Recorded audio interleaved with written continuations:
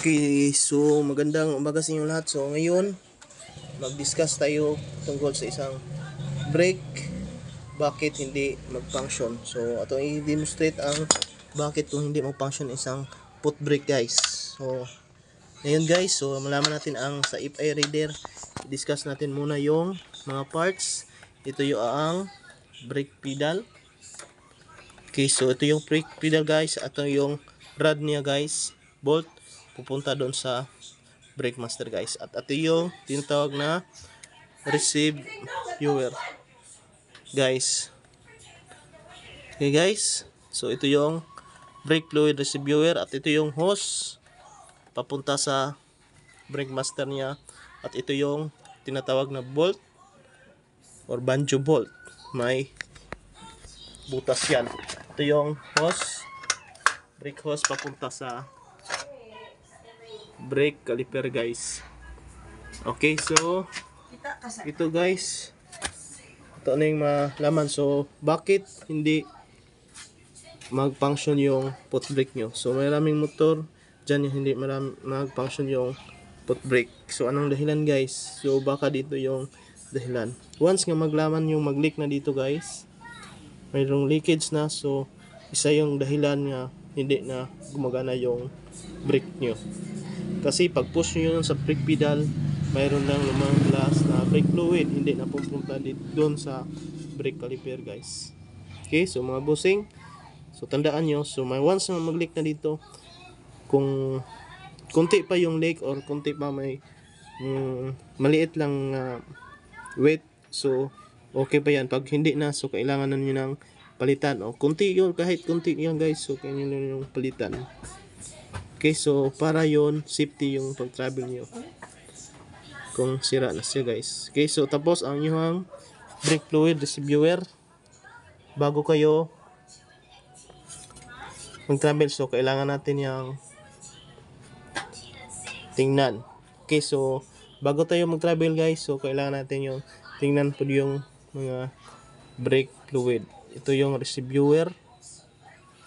Okay, so makita nyo sa receiver niya ang brake fluid dyan ay nakalagay. So dapat bolt lang na ay nakalagay dyan nga upper and lower. Okay guys, so ito yung ang label sa brake fluid guys. Tapos tingnan nyo yung yan ay ang isang brake hose. So makita nyo ay brake hose. Tapos ito yung brake caliper niya guys. So ang tingnan nyo din ang yung brake pad guys, kung meron pa bang lining o di na. Pag wala ng lining guys, so mayroon ng tunog yung sasakyan nyo. Okay, so bakit mayroon ng tunog na? Okay guys, so pag mayroon tunog na, so yan ay dapat ng palitan. Okay guys, so pag dapat ng palitan. Okay, so guys, sa piston, pag nag-drag yun yung sasakyan nyo guys, dapat linisin yung piston. Pag hindi ang piston yung hindi na mag-move pabalik, pabalikan nyo yung piston. Pag hindi na pagbalik yung piston, hindi na pabalik dyan, so ibig sabihin na stuck na yung piston nyo, maraming ng dumi, so kailangan nyo ng linisin o limpyuhon guys.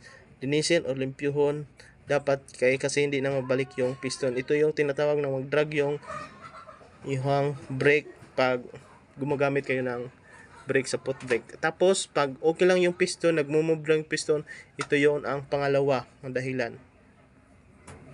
Okay guys, so ito yung dalawang dapat kailangan to din nga linisin, baka dito ay hindi na nag-function.